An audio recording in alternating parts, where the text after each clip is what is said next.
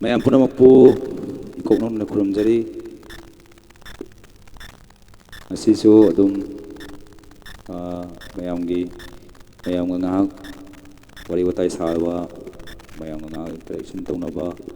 ꯑꯗꯨꯒꯤ ꯇꯥꯟꯖꯥ ꯂꯧꯖꯒꯦ ꯍꯥꯏꯗꯨꯅ ꯂꯥꯏꯚ ꯂꯥꯛꯆꯔꯤ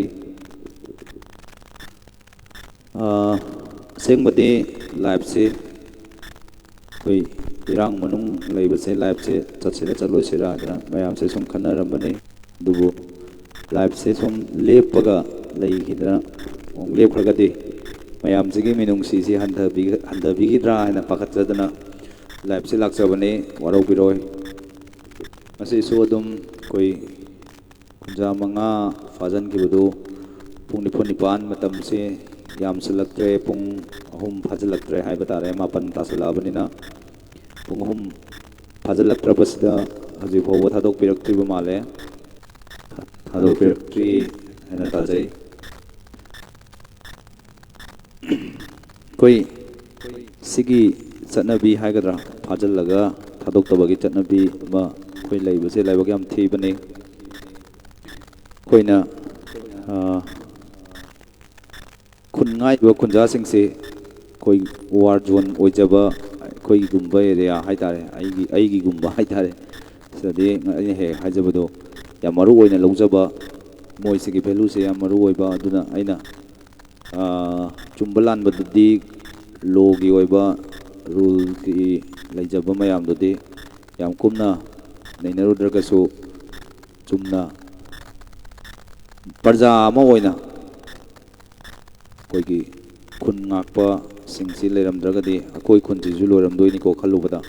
ꯈꯨꯟ ꯉꯥꯛꯄ ꯐꯥꯖꯤꯟꯈꯤ ꯇꯥꯕꯗ ꯋꯥꯈꯜꯗ ꯅꯨꯡꯉꯥꯏꯇꯕ ꯐꯥꯎꯖꯕꯗꯨꯅꯤ ꯑꯩꯒꯤ ꯃꯥꯏꯀꯩꯗꯒꯤ ꯐꯣꯡꯗꯣꯛꯆꯔꯤꯕꯁꯤ ꯃꯌꯥꯝ ꯋꯥꯔꯧꯕꯤꯔꯣꯏ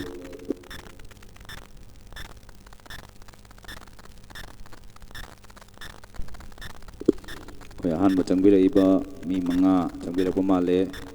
ꯏꯀꯣꯛꯅꯣꯟꯅ ꯇꯔꯥꯝꯅ ꯑꯣꯛꯆꯕꯒ ꯂꯣꯏꯅꯅ ꯏꯀꯣꯛꯅꯣꯟꯖꯔꯤ ꯅꯧꯅ ꯆꯪꯕꯤꯔꯛꯄ ꯑꯣꯏꯔꯒꯅ ꯂꯥꯏꯚꯁꯤꯕꯨ ꯅꯨꯡꯁꯤꯕꯤꯗꯨꯅ ꯆꯪꯕꯤꯔꯛꯂꯤꯕ ꯈꯨꯗꯤꯡꯃꯛꯄꯨ ꯔꯕꯤ ꯁꯪꯀꯔꯗꯤ ꯀꯩꯁꯨ ꯍꯩꯖꯕ ꯅꯠꯆꯗꯦ ꯀꯩꯁꯨ ꯈꯪꯖꯕ ꯅꯠꯆꯗꯦ ꯆꯨꯝꯅ ꯉꯥꯏꯍꯥꯛ ꯃꯌꯥꯝꯒꯤ ꯑꯋꯥꯕ ꯄꯣꯊꯥꯕ ꯐꯪꯒꯗ꯭ꯔꯥ ꯍꯥꯏꯗꯅ ꯂꯩꯕꯥꯛ ꯅꯨꯡꯕ ꯏꯁꯩ ꯈꯔ ꯈꯣꯡꯖꯕ ꯂꯩꯕꯥꯛ ꯅꯨꯡꯕ ꯏꯁꯩ ꯈꯔ ꯁꯨꯝ ꯃꯌꯥꯝꯒꯤ ꯏꯟꯇꯔꯇꯦꯟꯃꯦꯟ ꯑꯣꯏꯅ ꯉꯥꯏꯍꯥꯛ ꯂꯥꯟ ꯃꯅꯨꯡꯅꯤ ꯀꯃꯥꯏꯅ ꯏꯟꯇꯔꯇꯦꯟꯃꯦꯟ ꯇꯧꯔꯤꯅꯣ ꯍꯥꯏꯕ ꯀꯣꯏꯁꯟꯁꯤꯁꯨ ꯑꯗꯨꯝ ꯂꯥꯛꯇꯕ ꯅꯠꯇꯦ ꯑꯗꯨꯕꯨ ꯑꯩꯅ ꯍꯥꯏꯖꯕꯗꯣ ꯅꯨꯡꯁꯤ ꯅꯤꯉꯣꯜꯒꯤ ꯏꯁꯩꯗꯤ ꯅꯠꯇꯕ ꯂꯩꯕꯥꯛ ꯅꯨꯡꯕ ꯏꯁꯩ ꯑꯩꯅ ꯃꯌꯥꯝꯅ ꯍꯦꯛ ꯈꯟꯕꯤꯔꯛꯄꯗ ꯑꯩꯅ ꯐꯥꯕ ꯌꯥꯎꯖꯕꯁꯤꯡꯗꯣ ꯑꯩꯅ ꯑꯃꯨꯛ ꯈꯣꯡꯖꯕ ꯑꯗꯨꯃꯥꯏꯅ ꯉꯥꯏꯍꯥꯛ ꯃꯇꯝ ꯃꯌꯥꯝꯒ ꯂꯦꯟꯃꯤꯟꯅꯅꯕ ꯇꯥꯟꯖꯥ ꯂꯧꯖꯕꯅꯤ ꯂꯣꯏꯅꯅ ꯋꯥꯔꯕ ꯃꯇꯝꯁꯤꯗ ꯍꯤꯡꯅꯕꯒꯤ ꯂꯝꯕꯤ ꯊꯤꯔꯛꯄꯗ ꯃꯌꯥꯝꯗꯒꯤ ꯑꯩꯅ ꯁꯨꯃꯥꯏꯅ ꯂꯥꯏꯚ ꯇꯧꯖꯔꯀꯥꯟꯗ ꯃꯌꯥꯝꯅ ꯄꯦꯟꯕꯤꯔꯀꯥꯟꯗ ꯑꯩꯒꯤ ꯃꯇꯦꯡ ꯄꯥꯡꯕꯤꯔꯝꯕ ꯏꯁꯦꯡ ꯁꯦꯡꯅ ꯍꯥꯏꯔꯒ ꯃꯌꯥꯝꯗꯒꯤ ꯃꯇꯦꯡ ꯅꯤꯖꯕꯗꯨꯅꯤ ꯃꯁꯤꯗ ꯊꯣꯏꯗꯣꯛꯅ ꯃꯌꯥꯝꯅ ꯋꯥꯔꯧꯕꯤꯗꯅꯕ ꯉꯥꯛꯄꯤꯅꯕ ꯍꯥꯏꯖꯔꯤ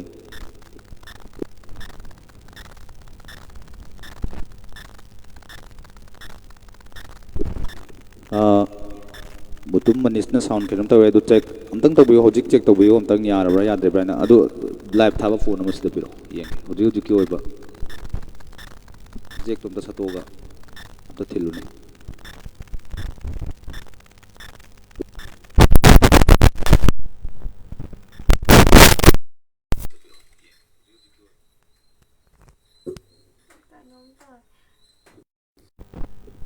ꯖꯦꯛꯇꯣ ꯁꯠꯄ꯭ꯔꯥ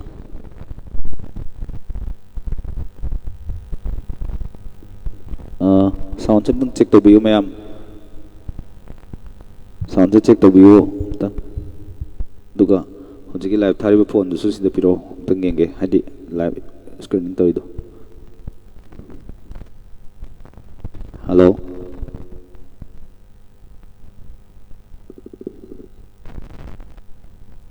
ꯌꯥꯔꯦ ꯌꯥꯔꯕꯗꯣ ꯃꯥꯜꯂꯦ ꯊꯦꯡꯀ꯭ꯌꯨ ꯁꯥꯎꯟꯒꯤ ꯃꯔꯝꯗ ꯇꯥꯛꯄꯤꯔꯛꯄ ꯊꯦꯡꯀ꯭ꯌꯨ ꯑꯔꯕꯤꯟ ꯃꯣꯏꯔꯥꯡꯊꯦꯝꯒꯤ ꯁꯣꯂꯣ ꯑꯗꯨ ꯇꯧꯁꯦ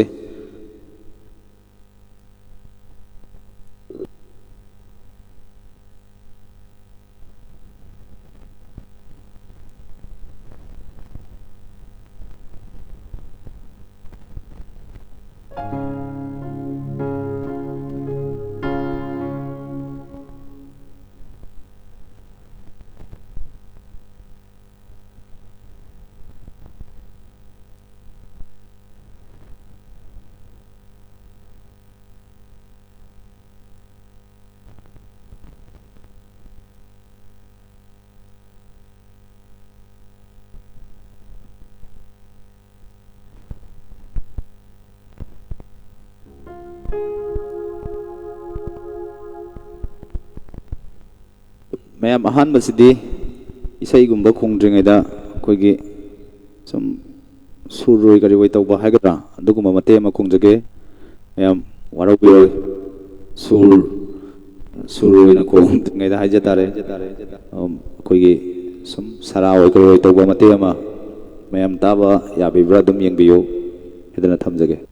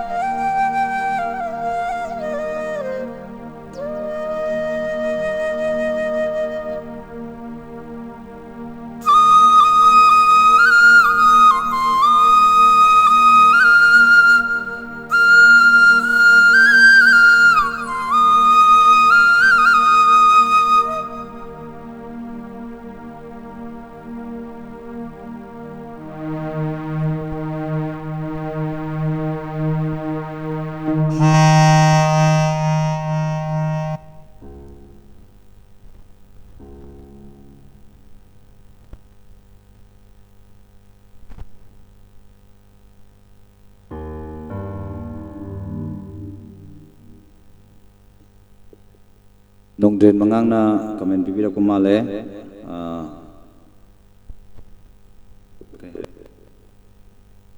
wow hairaga reflute love sign pipira e hai yam nungai jai thank you very much.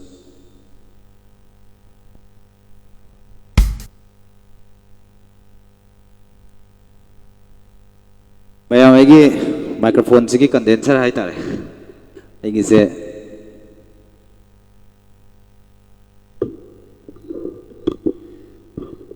microphone sigi koi condenser ohen jarage mayam rumal na mayam asin nokno bigano koi aigi equipment je leitaba hai tare equipment je leijaduna arai bakhara dum pangna sanaba mayam gi thogol tawon ngai na ba na semjabani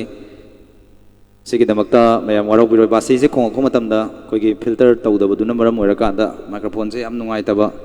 ꯃꯥꯏꯀ꯭ꯔꯣꯐꯣꯟꯁꯦ ꯊꯥꯔꯀꯥꯟꯗ ꯑꯩꯈꯣꯏꯒꯤ ꯃꯥꯏꯀ꯭ꯔꯣꯐꯣꯟꯁꯦ ꯁꯣꯔ ꯆꯠꯄꯒꯤ ꯃꯈꯣꯟꯁꯦ ꯑꯗꯨꯝ ꯊꯣꯛꯄ ꯑꯗꯨꯗꯨꯅ ꯌꯥꯝ ꯅꯨꯡꯉꯥꯏꯇꯗꯅ ꯇꯧꯖꯕꯅꯤ ꯃꯁꯤꯒꯤꯗꯃꯛꯇ ꯃꯌꯥꯝ ꯑꯩꯕꯨ ꯉꯥꯛꯄꯤꯅꯕ ꯍꯥꯏꯖꯔꯤ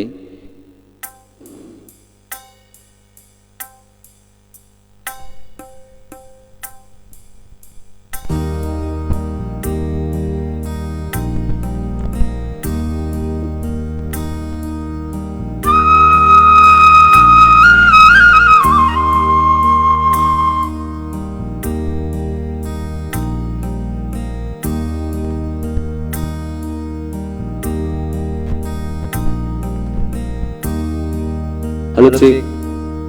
halo cik, halo cik, halo cik, halo cik.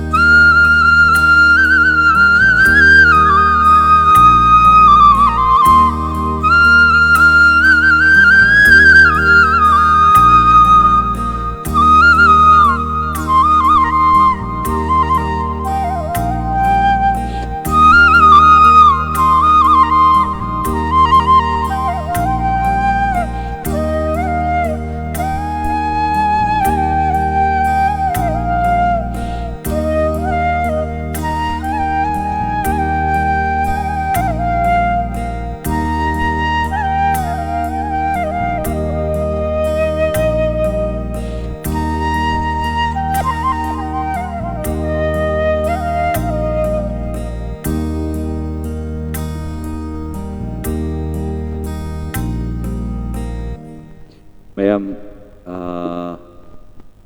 comment kemain topike mayam comment review comment amtang pajage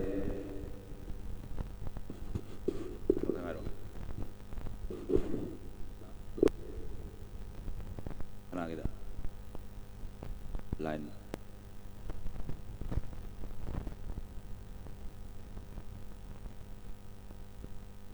halo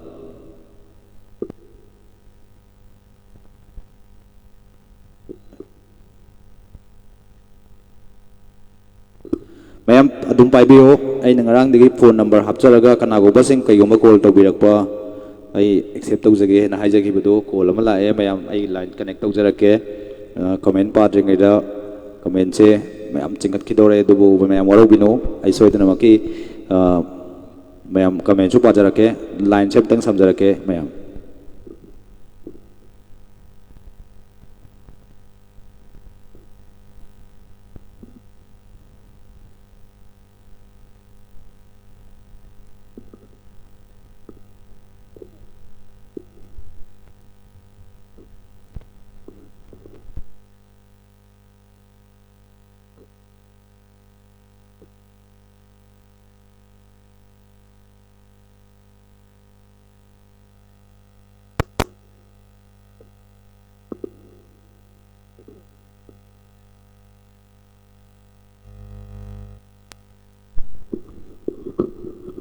halo ya matabi bro halo oh halo tabi bro tajare habiyo ai konsum sadana do inoni kurai konsum lekai dagi konsum sadana hoi makha tabiyo yam mana koi gi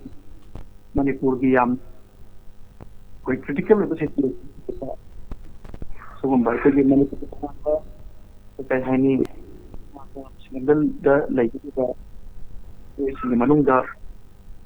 as a musician and then instrumentalist amo na like video now hojigi oi de niam gi ai to wa so aduga niam sport ni daga mai le na live facebook ta ke live ma chen mai dai mal te no na support ko je na adugi yamba line se kitang sembadi wale Manipur da library ba oi yare sengjare Manipur da library ba chilnau boropang yamba chaliche maya pumna mana so mateng pangbiyo ai phone to jare ba isamaksu visually impaired ni aduga masagi ai ko yamna patriotic song da khatang hena adum hanasu haibikre aduga adum concentrate tawbiyo aduga masagi miyamnasu ko jiksi lan gi matam si lan haibasi loina awana tarba ngathani adu madi orebada koi miyamnasu kitang mayamda mating ambibo oina do nga wa batabibo oina kuna saruk yabiu haina koi gi jamdam stel lebiriba chilnau cheliche pai por khaidamukta aina su nau chinjaraga mayamna apel tawjari haina mana ina fogo chaning bagdang tai call se ai tawjarak pani yam nungai jai yambana call tawbiraga sumaina phondok piba laibog yamna phabane da yamba ai se naw se kai gumba pham tang call tawbire ngai sida hangja hoge o suggestion ama hojik se achuki matik wanei ada adi not only for disability or about differently able or about kakta tana mayam loina mak wanei sigi awaba marak sida koigi hojik si akoi karam kanda awaba sigi pankhai si oidoino haiba khangde karam kanda loidoino haiba khangdaba matamne adu yambagi mota hojik thengnariba awaba sina sum lisang sitna kaigumba chahi ama ani leithaki taragadi ikoi si kari phibam da lakpa ya bagagi mong leibage haibagi matang si matang yamana su molam tang phongdok piramo ten takna tasengnamak hojiki oiriba firam asi aina sum yengjabada for the last 4 months how giba tha mari sideda asuki matik mayon si yam toina hongi aduna future da su ekoina sima oini haba makti ekoina su predict toba ngamjade adum di oirabada ekoi si lady film asumak sang na satharagadi afaba nungaiba chawkhatpa haibadumadi ekoi lakani haba makti ai thoina thajarmak ba ma ai thoina ngamjade aduna ekoi si hojik yamna collective effort ama maramdi koina su government ta ngatu su koina su haiba su yadaba aduga amana ekoigi raja sing amadi leigiba leingak loi sing haitare punna maksigi oiba apunba bhap taminaba aduga collective oiba apunba ekoigi thaudang ama haitare sumaina lowina ba makam tangai oi haina adumaina ai adumaina engonda di thaujai hoi yam chumme da aina yamade khangjaning se hojikse khogi lengak haibirabani na haitare mapi mapa se hoji manipur pumbagi oiba haitare mapi mapa se oibiri banina sigi site ki kari kari tohning bagadi yamba lebige masi yam sengna hargadi khogi vote tadi khogi asana da khoi mamang da 2022 gi election da aduga 2017 gi election da khogi manipur da vote khombagi da tadi mayam ama lakpira me haitare adu hojik si khoi ha mari chupna khoi da kargumamta sini haina khangdaba si khoi da khoigi ganom hairga su tawa da bahai da lakta bahai da masi maksu khoigi di amna sauna lai bak thibani aduga amurom da khoi hojik si 2024 da election su leiri adu khoina vote da ngada khoina makoi da khoina pressure pibi gi wadi natte adu yaragadi khoi masi kitang mapa mama singina macha na wargadi macha singna khare khoi gi mama pa singna khare henya kitang magi midieng amadi ti changba mathau tabra haiba sengon da phausei yam sume thank you yamba yam nungai jai sumaina call tobiraga nanauda muning thogat piba kana kana gumba singna kai kai tongan ba negatively kai gumba response pirak pasing yam hoina sumaina call tobira kana nanau gi su thongna ho jari bani haiba wafam si thamjage yamba thank you very much thank you thank you so much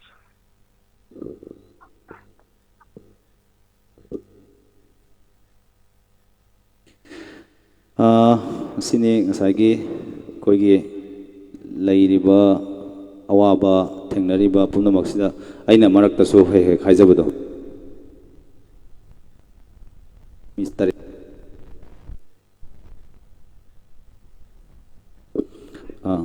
Arvin Moirang chana pirapa comment Arvin Moirang them haiba angan ba yuki inglaba nungsina haiba sai se ai warau bino masimadi ai khangjadre ai masimatang di ngakpiyo na haijage nong drill mangangna basi nungsi kay takpirakwa yam nungsi kay group hat hoi say mati ama hapchaban na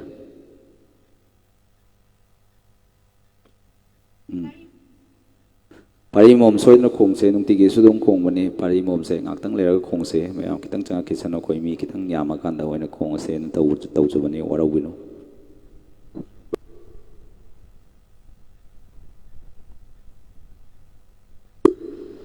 koina ena sumamangda hajabado kana ko masing ko call to winning bo yaro ko so call to dum to biro pa kaiso kai de call to biro na dum thamjare da mamangda aina he life ta ai life haujarak padagi haitare he hajaba masi pen da bagi wakat haigada dumak ni haraga so moromda kaiso kai de lairik sungai haitaba education gi mangan sukphang phangdaba khonggangda khara surga khara charaga leijaba imung amagi machadi mayam pokchaba family amakaki mama mapa hairiba machadi mayam pogasu macha singdu kamaina senagadage kamaina yengsingadage khangjadaba mama mapa duna phawba macha singsi khannarakpa matamda chainarakpa matamda hey nayambada dumai tori kagino nanauda dumai tori kagino haidana warak watem bagi ꯍꯩꯅꯕꯤ ꯆꯠꯅꯕꯤ ꯂꯩꯅꯩ ꯍꯥꯏꯗꯅ ꯃꯩꯇꯩꯒꯤ ꯑꯣꯏꯅ ꯑꯗꯨꯃꯥꯏꯅ ꯇꯥꯖꯩ ꯑꯗꯨ ꯑꯩꯈꯣꯏꯒꯤ ꯁꯤ ꯀꯅꯥꯅ ꯂꯥꯜꯂꯤꯅꯣ ꯀꯅꯥꯅ ꯆꯨꯝꯃꯤꯅꯣ ꯑꯗꯨꯃꯗꯤ ꯈꯪꯗ꯭ꯔꯦ ꯑꯗꯨꯕꯨ ꯃꯄꯤ ꯃꯄꯥ ꯑꯣꯏꯔꯤꯕꯁꯤꯡꯅꯗꯤ ꯈꯪꯕꯤꯔꯝꯒꯗ꯭ꯔꯥ ꯈꯟꯖꯩ ꯃꯁꯤ ꯈꯟꯖꯕꯅꯤꯀꯣ ꯑꯩꯅ ꯈꯪꯕꯤꯔꯝꯒꯅꯤ ꯍꯥꯏꯖꯕ ꯅꯠꯆꯗꯦ ꯅꯌꯥꯝꯕꯗ ꯑꯗꯨꯃꯥꯏꯅ ꯇꯧꯔꯤ ꯀꯔꯤꯒꯤꯅꯣ ꯅꯅꯥꯎꯗ ꯑꯗꯨꯃꯥꯏꯅ ꯇꯧꯔꯤ ꯀꯔꯤꯒꯤꯅꯣ ꯍꯥꯏꯗꯅ ꯈꯤꯇꯪ ꯋꯥꯔꯛ ꯋꯥꯇꯦꯝꯍꯟꯅꯤꯡꯕꯒꯤ ꯑꯄꯥꯝꯕꯗꯨꯅꯤ ꯑꯩꯒꯤ ꯃꯥꯏꯀꯩꯗꯒꯤꯁꯨ ꯏꯆꯝ ꯆꯝꯅ ꯐꯣꯡꯗꯣꯛꯆꯕꯅꯤ ꯁꯣꯏꯈꯤꯕ ꯂꯥꯟꯈꯤꯕ ꯌꯥꯎꯔꯕꯁꯨ ꯉꯥꯛꯄꯤꯒꯅꯤ ꯃꯁꯤꯃꯛꯅ ꯍꯦꯛꯇ ꯒꯚꯔꯟꯃꯦꯟꯠꯅ ꯇꯧꯔꯤꯁꯤ ꯂꯥꯜꯂꯦ ꯅꯠꯇ꯭ꯔꯒꯅ ꯒꯚꯔꯟꯃꯦꯟꯠꯅ ꯃꯃꯥ ꯃꯄꯥ ꯑꯃ ꯑꯣꯏꯅ ꯐꯣꯡꯗꯣꯛꯄ ꯌꯥꯏ ꯅꯠꯇ꯭ꯔꯒꯅ ꯃꯗꯨ ꯌꯥꯗꯦ ꯍꯥꯏꯕꯒꯤ ꯑꯩꯅ ꯌꯥꯝ ꯍꯦꯟꯅ ꯔꯨꯜꯗꯨ ꯈꯪꯗꯅ ꯍꯥꯏꯖꯕ ꯅꯠꯆꯗꯦ ꯆꯨꯝꯅ ꯄꯨꯛꯅꯤꯡꯗ ꯐꯥꯎꯔꯛꯄꯗꯨ ꯃꯄꯤ ꯃꯄꯥ ꯃꯌꯥꯝꯅ ꯁꯨꯝ ꯍꯥꯏꯅꯩꯗꯅꯀꯣ ꯒꯚꯔꯟꯃꯦꯟꯠ ꯑꯁꯤꯗꯤ ꯑꯩꯈꯣꯏꯒꯤ ꯄꯥꯜꯂꯤꯕ ꯒꯚꯔꯟꯃꯦꯟꯠ ꯍꯥꯏꯕꯁꯤ ꯄ꯭ꯔꯖꯥꯒꯤꯗꯤ ꯃꯄꯤ ꯃꯄꯥꯅꯤ ꯍꯥꯏꯗꯅ ꯍꯥꯏꯅꯕꯗꯨꯗ ꯃꯄꯤ ꯃꯄꯥ ꯑꯃ ꯑꯣꯏꯅ ꯃꯆꯥꯁꯤꯡ ꯈꯟꯅꯔꯛꯄ ꯆꯩꯅꯔꯛꯄ ꯌꯥꯎꯔꯛꯄ ꯃꯇꯝꯗ ꯀꯔꯤꯒꯤꯅꯣ ꯅꯅꯥꯎꯗ ꯑꯗꯨꯃꯥꯏꯅ ꯇꯧꯔꯤꯗꯤ ꯀꯔꯤꯒꯤꯅꯣ ꯅꯌꯥꯝꯕꯗ ꯑꯗꯨꯃꯥꯏꯅ ꯇꯧꯔꯤꯗꯤ ꯍꯥꯏꯕꯒꯤ ꯆꯠꯅꯕꯤ ꯑꯃ ꯂꯩꯅꯕꯒꯤ ꯋꯥꯔꯛ ꯋꯥꯇꯦꯝꯕꯒꯤ ꯆꯠꯅꯕꯤꯗꯨ ꯑꯩꯅ ꯈꯪꯍꯧꯗꯕꯗꯅꯔ ꯈꯪꯗ꯭ꯔꯦ ꯃꯌꯥꯝ ꯀꯩꯒꯨꯝꯕ ꯋꯥꯔꯛꯈ꯭ꯔꯦ ꯋꯥꯇꯦꯝꯈ꯭ꯔꯦ ꯍꯥꯏꯔꯒꯁꯨ ꯑꯗꯨꯝ ꯀꯃꯦꯟꯇ ꯊꯝꯕꯤꯔꯝꯃꯣ ꯑꯩ ꯂꯥꯜꯂꯦ ꯑꯗꯨꯝ ꯍꯥꯏꯖꯒꯦ ꯑꯩꯅ ꯈꯪꯍꯧꯗꯕ ꯑꯣꯏꯔꯝꯃꯒꯁꯨ ꯑꯩꯒꯤ ꯑꯣꯏꯅꯗꯤ ꯇꯥꯖꯗ꯭ꯔꯤꯑꯅ ꯈꯟꯖꯕꯒꯤꯅꯤ ꯃꯌꯥꯝ ꯃꯁꯤ ꯋꯥꯔꯧꯕꯤꯅꯨ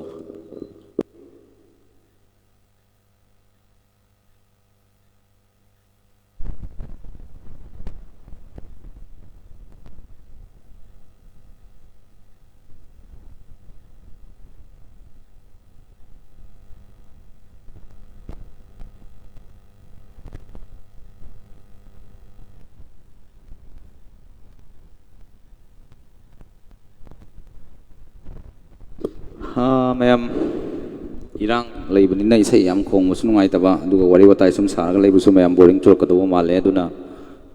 ꯂꯥꯏꯚꯁꯨ ꯌꯥꯝ ꯀꯨꯏꯅ ꯇꯧꯔꯣꯏꯁꯦ ꯑꯩꯈꯣꯏꯒꯤ ꯈꯨꯟꯖꯥꯁꯤꯡ ꯊꯥꯗꯣꯔꯛꯇ꯭ꯔꯤꯕꯅꯤ나 ꯏꯁꯩ ꯑꯃꯅꯤ ꯈꯣꯡꯉꯒ ꯂꯣꯏꯁꯤꯟꯅꯕ ꯇꯧꯖꯒꯦ ꯑꯗꯨꯅ ꯊꯝꯖꯒꯦ ꯋꯥꯔꯧꯕꯤꯔꯣꯏ ꯃꯌꯥꯝ ꯍꯜꯂꯨꯆꯤꯛ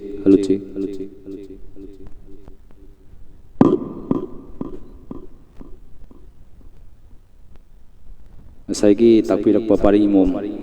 ꯑꯗꯨ ꯃꯇꯦꯛ ꯑꯃ ꯊꯧꯒꯜ ꯇꯧꯖꯒꯦ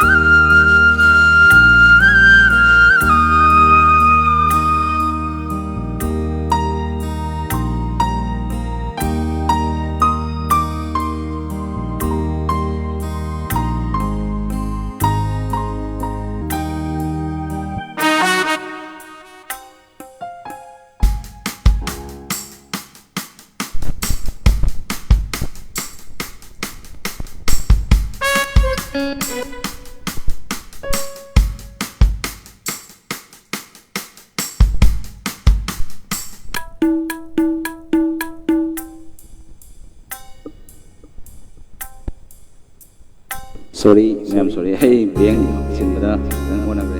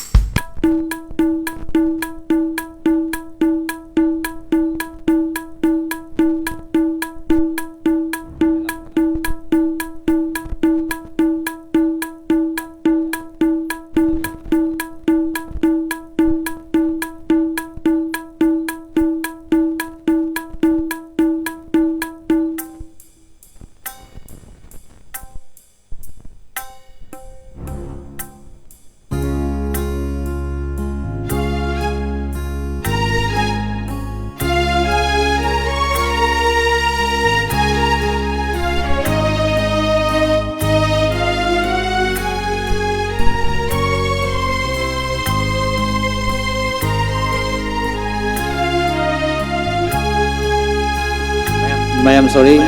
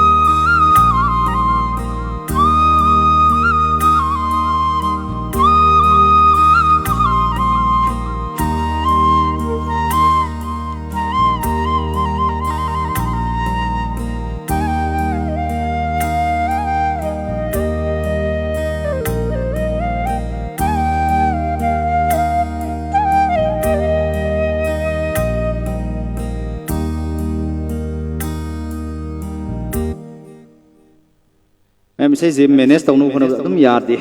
đi bagi keyboard ka masiga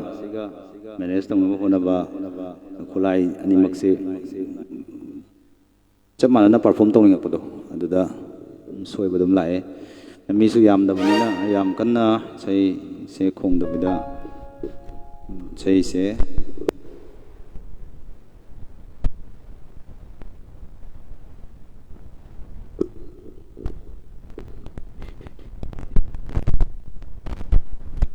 Gita Huidrom Punin Nusi Basigi Pukol se na takpirak payam nuai duga tamoy tin maibam na tamoy se ingi he takpirak pa thank you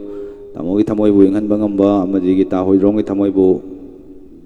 pelhan bangam ngamjabagi sorna ai gi so aina hona jari basi mahi yale haduna khanjage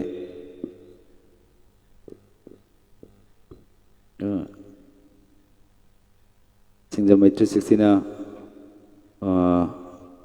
mayam 1000 follower share to view 1000 follower hol ase na takpiri thank you singamai 360 adum matam punamakta aigi damakta yam wana hona bi bane aigi cpm se yorok na bo hona boda singamai 360 yam chawwa thodang ne yam chawwa nate punamang mana lobi bane singamai 360 na lobi bane duka tongan tongan ba site ta aigi mateng pangbirak pa singsu yam lai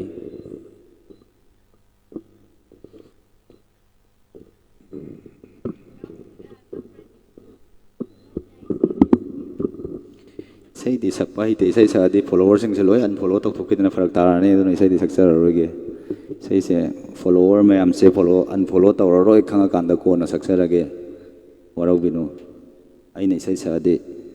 ꯅꯣꯡ ꯊꯤꯜꯂꯤ ꯊꯤꯜꯂꯤ ꯇꯥꯔꯤꯁꯦ ꯍꯥꯡꯈꯤꯗꯅ ꯏꯁꯤꯡ ꯋꯥꯅꯅꯤ ꯃꯌꯥꯝ ꯁꯨꯝ ꯏꯁꯩ ꯃꯇꯦꯛ ꯑꯃꯃꯨꯛ ꯈꯣꯡꯖꯒꯦ ꯏꯁꯩ ꯈꯔ ꯈꯣꯡꯉꯒ ꯂꯥꯏꯞꯁꯦ ꯌꯥꯝ ꯀꯨꯏꯅꯁꯨ ꯇꯧꯔꯁꯦ ꯂꯩꯕꯥꯛꯀꯤ ꯏꯔꯥꯡ ꯂꯩꯕꯅꯤꯅ ꯂꯣꯏꯁꯤꯟꯅꯕ ꯇꯧꯖꯒꯦ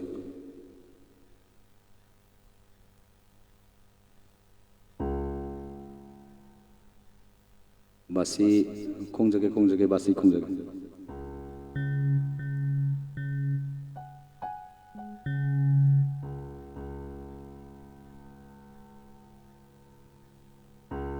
ठीक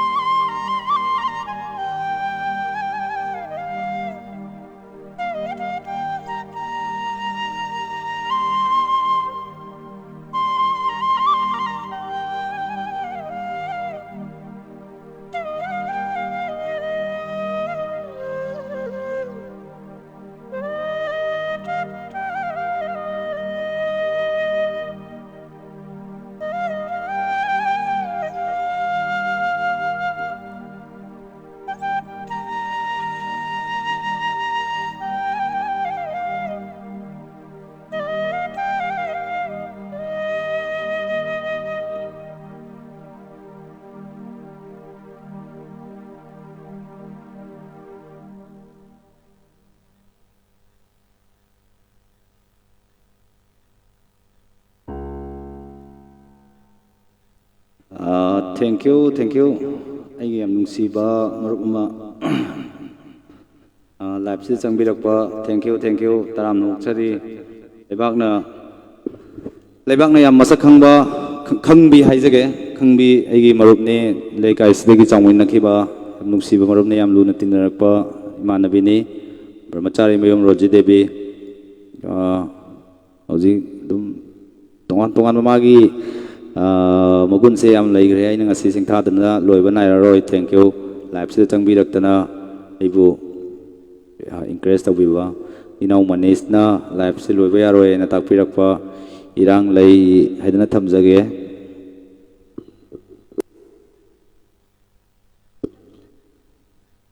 tamo itinna matam punamakta miyamgi thawal tawo video dana takpirai ngamjage duga itin maibam na aigi jipe gi kutangda lupa chonga amasu mateng pangbirai masigidamakta yambabusu thamoi sengna thagatpa phongdokchari adom yambadi aigi matheng adom pangdana leirabane asengmadi aina ngarang su lauthokchabado asi khangdaba yabirambusu ai ngasi song lauthokchage am pele aina upchari respect se tamo itin maibam thobal dagi itin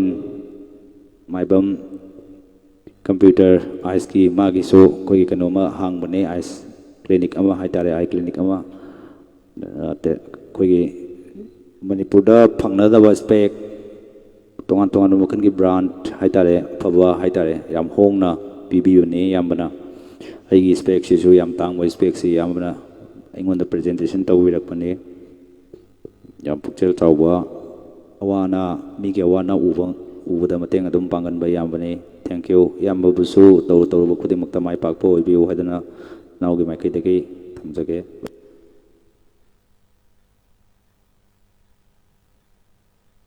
kare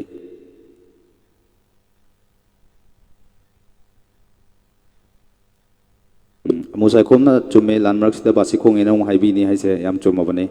do mase haibi rano ena thamjage warau biroi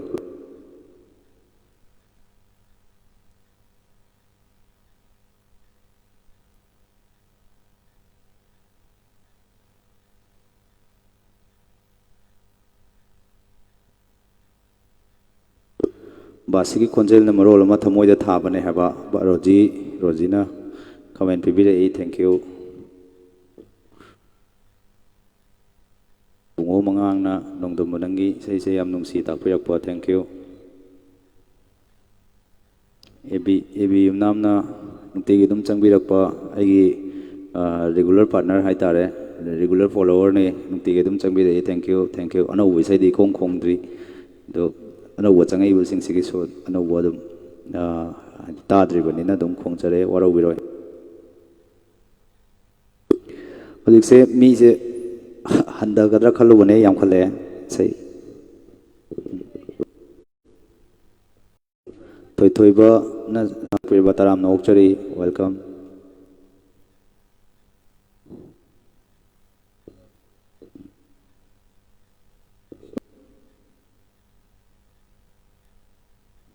Monica chawm na khanbirak paisai se khongjage nungsiraba igi thawai manga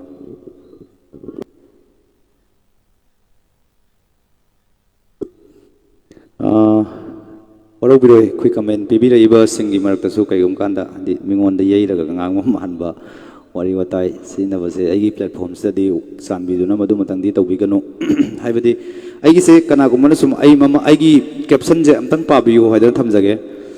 igi se taseng badi harau si nuai si haijabana chade mayamga ai phone number hapchari ko adi phone number hapchari ai phone number sida kana go basing naigon call tawbira kanda any suggest tawbirak pa ai loina mai accept tawjai welcome tawjai call tawbirak pa yai wari watai saba kai sukaide ai na ngasi live lak chabagi maram se khangdiba singda amtang galijage khangaba sing budi ngaktang warau binuko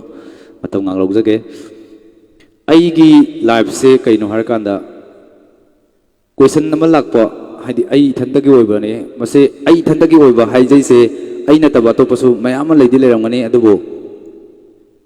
ai gi oiba ingonda question nama lae lanchi tha mari henjala abasida isda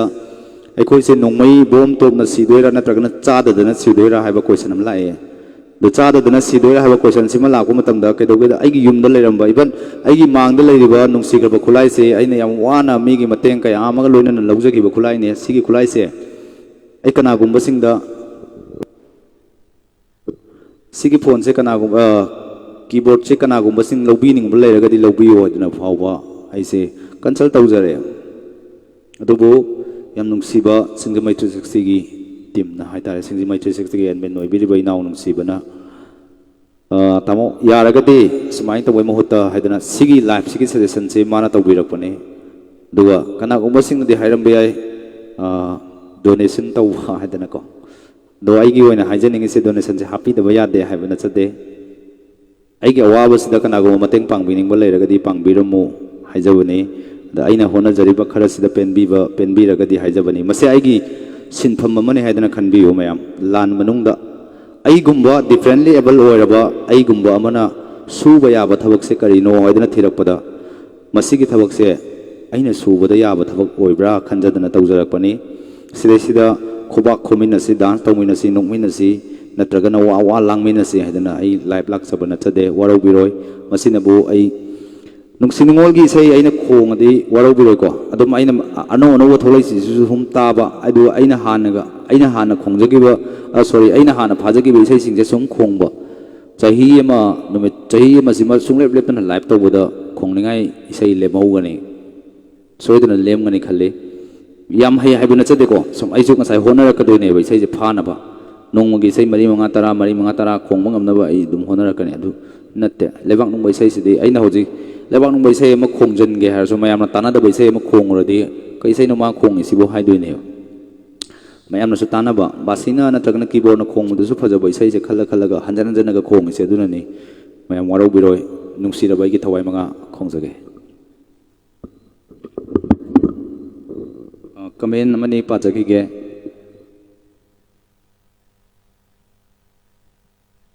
ꯕꯥꯁꯤꯅ ꯈꯣꯡꯖꯒꯦ ꯅꯨꯡꯁꯤꯔꯕ ꯊꯋꯥꯏ ꯃꯉꯥ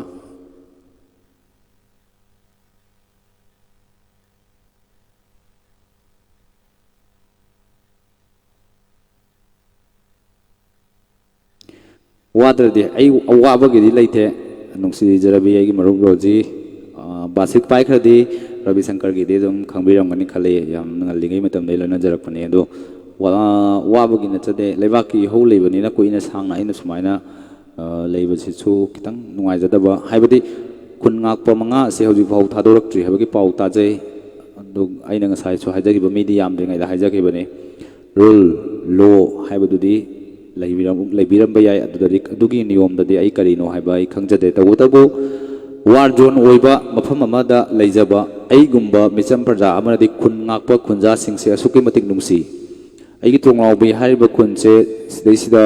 ꯇꯣꯡꯂꯥꯎꯕꯤ ꯍꯥꯏꯔꯤꯕ ꯈꯨꯟꯁꯤꯒꯤ ꯈꯨꯟ ꯉꯥꯛꯂꯤꯕ ꯚꯣꯂꯟꯇꯤꯌꯔꯁꯤꯡꯁꯦ ꯑꯩꯒꯤ ꯊꯋꯥꯏꯗꯒꯤ ꯍꯦꯟꯅ ꯄꯥꯝꯃꯨꯖꯩ ꯃꯔꯝꯗꯤ ꯃꯣꯏ ꯂꯩꯔꯝꯗꯗꯤ ꯉꯁꯤ ꯑꯩ ꯌꯨꯝꯁꯤꯗ ꯑꯩꯅ ꯐꯝꯃꯒ ꯑꯩꯒꯤ ꯈꯨꯠꯂꯥꯏꯁꯦ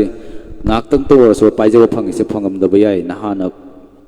ꯃꯩ ꯊꯥꯗꯅ ꯎꯠ ꯑꯣꯟꯗꯅ ꯂꯣꯏꯔꯝꯕꯁꯨ ꯌꯥꯏ ꯑꯗꯨꯅ ꯈꯨꯟ ꯉꯥꯛꯄ ꯄ꯭ꯔꯖꯥ ꯑꯃ ꯃꯉꯥ ꯐꯥꯖꯤꯟꯈ꯭ꯔꯦ ꯇꯥꯕꯗ ꯄꯨꯛꯅꯤꯡꯗ ꯅꯨꯡꯉꯥꯏꯇꯕ ꯐꯥꯎꯏ ꯀꯅꯥꯅꯒꯤ ꯃꯆꯥꯅꯣ ꯀꯅꯥꯅꯣ ꯀꯔꯤꯅꯣ ꯑꯩ ꯀꯔꯤꯝꯇ ꯈꯪꯖꯗꯦ ꯇꯧꯕꯇꯕꯨ ꯅꯨꯡꯉꯥꯏꯇꯕꯗꯨꯗꯤ ꯊꯃꯣꯏ ꯁꯦꯡꯅ ꯐꯥꯎꯏ ꯑꯗꯨꯅ ꯀꯨꯏꯅ ꯂꯥꯏꯐꯁꯦ ꯇꯧꯖꯅꯤꯡꯗꯕꯒꯤ ꯇꯧꯖꯕꯅꯤ ꯋꯥꯔꯧꯕꯤꯔꯣꯏ ꯃꯈꯥ ꯄꯥꯔꯛꯑꯣ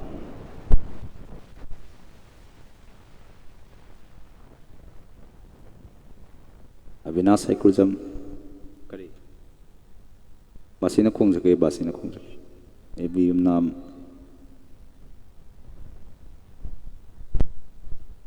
ꯅꯝꯕꯔꯁꯦ ꯑꯦꯕꯤ ꯌꯨꯝꯅꯥꯝꯅꯁꯨ ꯑꯃꯨꯛ ꯍꯥꯞꯄꯤꯔꯛꯑꯦ ꯃꯇꯦꯡ ꯄꯥꯡꯕꯤꯔꯛꯑꯣ ꯑꯗꯨꯅ ꯊꯦꯡꯛ ꯌꯨ ꯂꯩꯁꯦꯝꯕꯛ ꯀꯪꯂꯩꯆꯥꯅ ꯂꯞꯁꯥꯏꯟꯒꯤ ꯏꯃꯣꯖꯤ ꯑꯃ ꯄꯤꯕꯤꯔꯛꯑꯦ ꯂꯣꯏꯔꯦꯀꯣ ꯃꯌꯥꯝ ꯅꯨꯡꯁꯤꯔꯕ ꯑꯩꯒꯤ ꯊꯋꯥꯏ ꯃꯉꯥ ꯇꯥꯕ ꯌꯥꯕ꯭ꯔꯥ ꯌꯦꯡꯃꯤꯟꯅꯁꯤ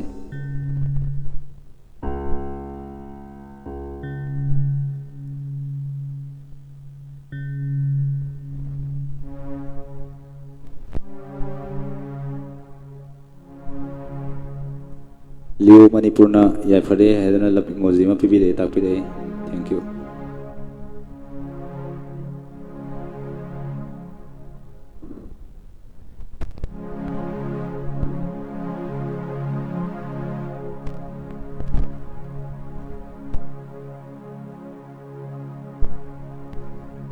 kanan hai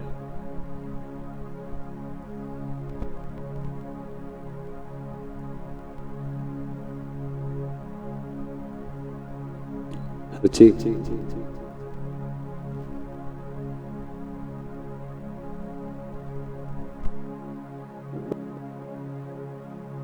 Manipur by blood aigi life so share to wikiba thank you Manipur by blood na Manipur by blood na chan bibo isno takpirok po yam thagachari komlang laman singam loi khongsi nungsira bai gi thwai manga se hanam tak khongjaki ge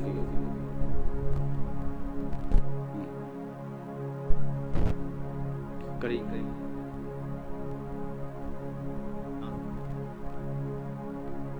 last sing haiba anduna yaifare yam batak pile thank you thoi banung thungbam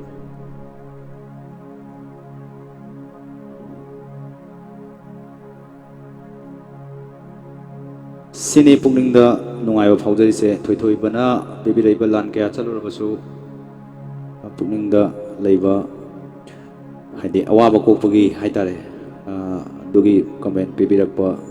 thank you yam thagachari aina mapam jari su simakni hadi aina hona jari bakhara sina dumaina wana kana gumba sing lan chapiruba awaba thengnabiruba mayamdu aigi basigi nungsiba konjel nungsi haibati ade aigi basigi konjel se dongi thamoida nungsiba phawbra phawragadi masina ngahtang pothabiu hajawani sidaisira aduna do hairakpa dana da hairakpa thoidok na lejade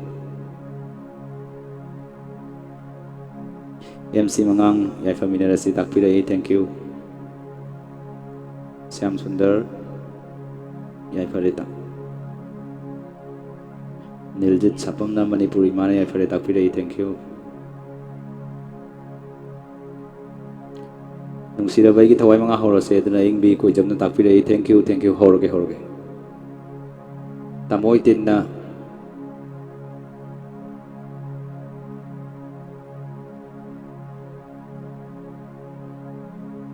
Yam chume yamba thawai sidagi di kun mak ngak piliba aina ngasi lan changbo mangam jadraga su makoina lan changuraga no moi kana oramgani kana gi machano karino aikem khangjade tabu kun nga e haibuda suki mating nungsiba phauje haibuduni aigi mai kai dagi su thamoi seng na apil tawjari achumarandi kona thibiu mama mapa gi mukutta macha singdu sinabiu mama mapa singduna macha singdu adumaina lan ngakpa thabi de taragadi aigi khun gumba tronglaubi gumba hoje adum khoi kuki singna attack tawra iba anmanak nakpada leiba chingkhong chinga da leiba khun singse loina hut on gidana mang batare aigi cha sumaina phagi aduna matungda di thara rogi hedana kanamtana macha masu sing lan ngak pathabi raktragadi manipur se kamain tawdoino akiba phaujai thamoi sengna yumda aikhoi gidi lan yorokte dana phammi wa dongi so soidana lan yorokpa yai haba famji thamjaraga nungsirabagi thawai manga kudol tamchage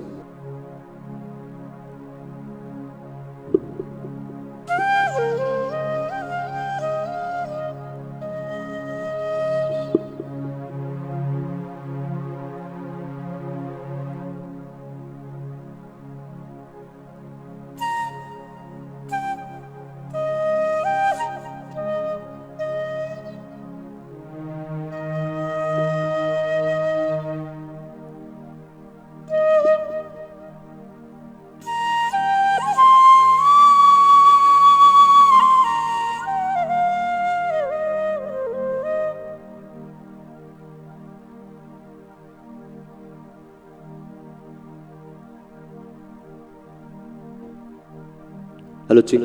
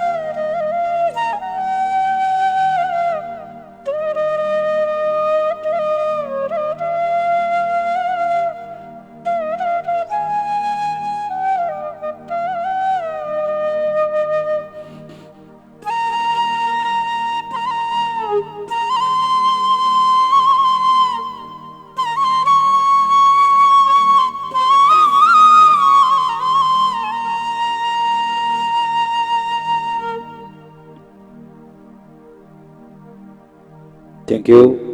Mayam kamain tawige bot phongdokpiyo. Thi phajai habiro.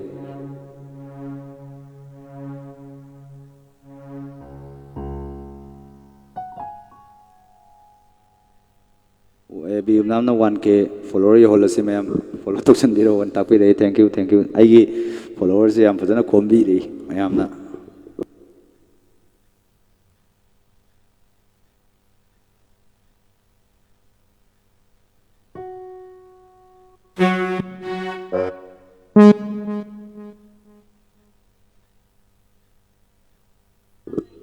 Tombasing na mapanda laiba ikhoidi ware yamba hana takpire ware jise ka hino aigi basi je tabada ware haira kaino aigi anta jadre warobiroi ebi yumnamna thawai haibasidi nongmada si soidana siraga daba ngaktane hinglingai matam sida aikoi punna hingminasi amata oina nungsi chanana mayam live chisu share tawbiu mayam ge awa phathafam oinaba live se mapung phahan bi oidana comment yam sang nei bi rei. Thank you in now aing bi ko jam aigi babana yam khwaidagi pamjaba isai ni hai Auksang sports loiba numita sakibudu ningsing e na takpi rei. Thank you, thank you.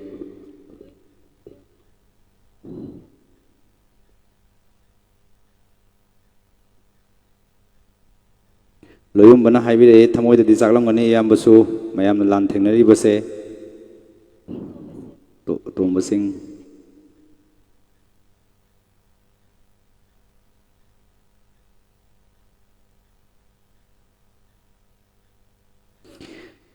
tombasing na aigi manipur le hoba aigi hadi mai pai chul nau puna mag soiba ngamba yaubi da ba haidana kurumjari takpirei. Thank you, thank you mapuna taibong mapuna madu mapina beba oisino hoidana thamjage aing bi koijam yam phajai takpirakpa. Thank you. Last sin thamoi kai re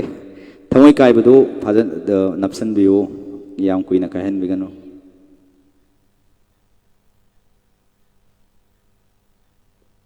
Manipuri by blood na yam babu mayam changdana support tong mina si takpirakpa. Thank you. Aigi so dum mateng pangbidana leibane Manipuri by blood. Thank you. Pukram bam resikanta sana leibak Manipur kong si takpire yam nungsi ba inaw ne krabam resikanta se aiga dum chatminaba inaw ne sana leibak kong biu takpire sana leibak se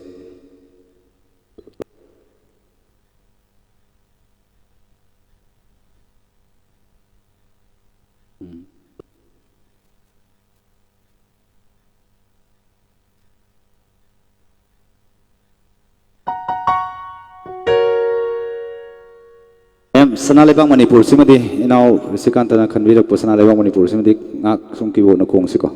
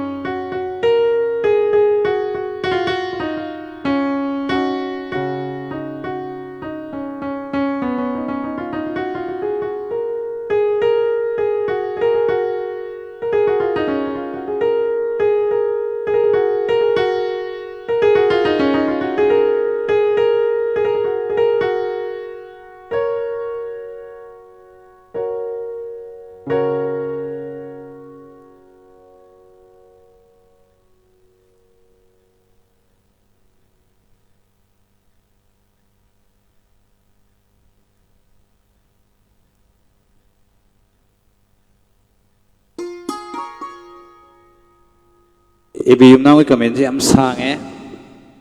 फजना है रो हिंगलिगई पुंची से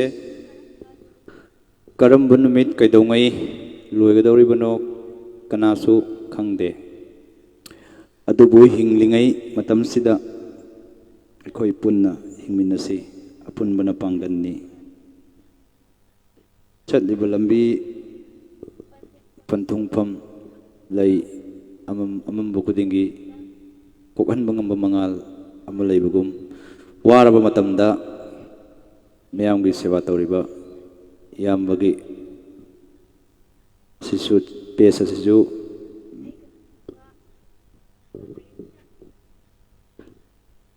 अैगा यामबगा करीमदा थोंनादे अदुबु अैखोई इमा अमतगी मचानी हाइदना ताकपिरई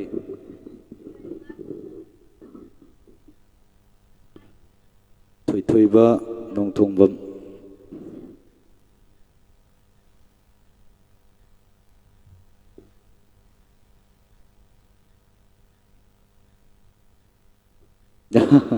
लाइराउगी music याय खोंसे खोंसे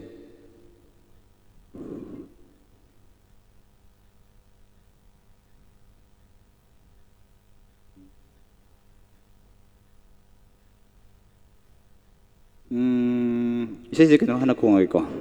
जकी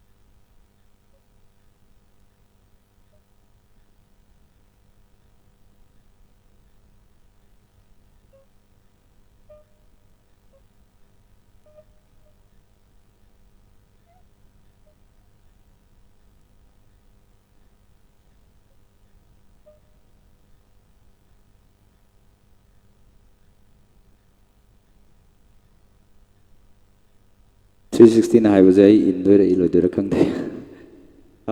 खमनुंग सवासे आई अमुक खोंगदे मते अम खोंजगे मया करेबा इनाव अमा खमनुंग सवा खनबिरखिबदो वारबिनुको आई मते अमुक खोंजगे सोगी बलान की यावरगसु नाकपियो हाइदना थमजगे खमनुंग सवासे आई अमुक खोंजदबनी दुरदि नोंमा आई सोइना इसे तारगा मफुंग फाना नोंमा खोंजगे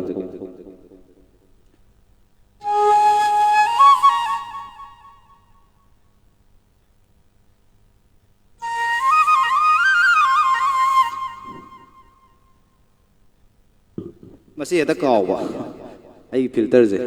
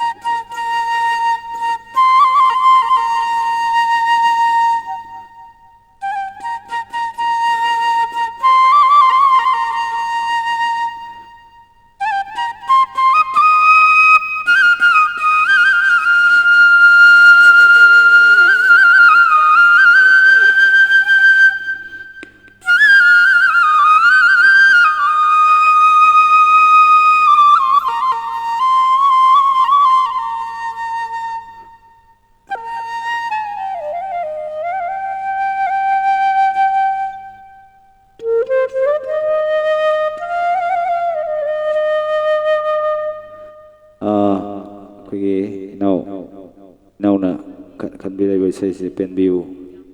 थोइथोइबा थैंक यू थागचरी duga ngasai lairau bagi khong se haibdo lairau bagi se mathe masung khong ase kon soi gi balan ki biar su ngakpiu haijari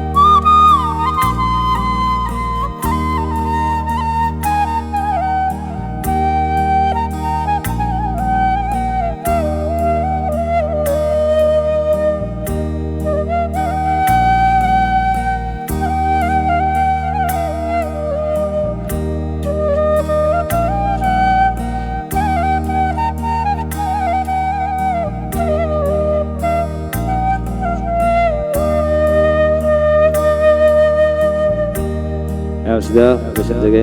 sang ꯂꯥꯏꯇꯤꯟꯒꯤ ꯏꯁꯩꯁꯤ ꯌꯥꯝ ꯃꯥꯡꯊꯣꯛꯄ ꯇꯧꯕꯩꯗꯤ ꯑꯩꯅ ꯌꯥꯝ ꯐꯖꯅ ꯈꯣꯡꯕ ꯅꯠꯆꯗꯦ ꯑꯩꯁꯦ ꯑꯗꯨꯝ ꯃꯥꯟꯅꯕ ꯌꯥꯅ ꯌꯥꯅꯕ ꯈꯣꯡꯖꯔꯤꯕ ꯍꯥꯏꯗꯨꯅꯦ ꯍꯩꯗꯅ ꯈꯣꯡꯖꯕ ꯅꯠꯆꯗꯦ ꯁꯣꯏꯈꯤꯕ ꯂꯥꯟꯈꯤꯕ ꯌꯥꯎꯔꯕꯁꯨ ꯉꯥꯛꯄꯤꯒꯅꯤ ꯐꯣꯛ ꯍꯥꯏꯁꯤꯗꯤ ꯌꯥꯝ ꯂꯨꯕ ꯁꯣꯛꯄꯗ ꯊꯦꯡꯕꯗ ꯊꯦꯡꯍꯩꯗꯕ ꯁꯣꯛꯍꯩꯗꯕ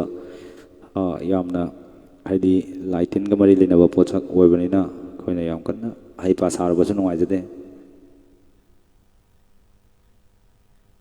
ꯃꯌꯥꯝ ꯑꯩꯒꯤꯁꯦ 1K ꯌꯧꯊꯣꯛꯈ꯭ꯔꯦ ꯅꯪ ꯇꯥꯛꯄꯤꯔꯛꯑꯦ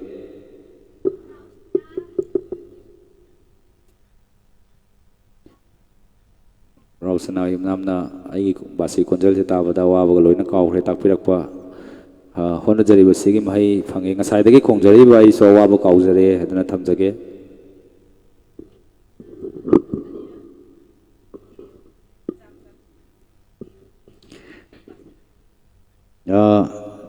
ꯌꯥꯏꯌꯦ ꯏꯌꯥꯝꯕ ꯇꯤꯝꯅ ꯑꯩꯉꯣꯟꯗ ꯆꯥꯛ ꯆꯔꯥ ꯑꯃ ꯀꯧꯕꯤꯌꯣꯅ ꯍꯥꯏꯕꯤꯔꯛꯏꯁꯦ ꯃꯌꯥꯝꯅ ꯑꯗꯨꯝ ꯍꯥꯏꯗꯣꯛꯇꯔꯝꯒꯦ ꯆꯥꯅ ꯊꯛꯅꯕꯗꯤ ꯃꯥꯅ ꯂꯣꯏ ꯄꯨꯔꯛꯀꯗꯣꯏꯅꯤ ꯂꯣꯏ ꯄꯨꯔꯛꯑꯒ ꯆꯥꯛꯅ ꯑꯩꯅ ꯀꯧꯗꯣꯏꯕ ꯑꯦꯕꯤ ꯌꯨꯝꯅꯥꯝ ꯌꯥꯝ ꯅꯨꯡꯉꯥꯏ 1K ꯌꯧꯔꯦ ꯍꯥꯏ ꯃꯌꯥꯝ ꯁꯤꯌꯥꯔ ꯇꯧꯃꯤꯟꯅꯁꯦ ꯍꯥꯏꯗꯅ ꯑꯩꯅ ꯒꯣꯏꯖꯝꯅꯁꯨ ꯍꯥꯏꯕꯤꯔꯛꯏ ꯁꯤꯡꯖꯃꯩ 360ꯅꯁꯨ 1K ꯌꯧꯔꯦ ꯀꯪꯒ꯭ꯔꯦꯁ ꯄꯤꯕꯤꯔꯛꯏ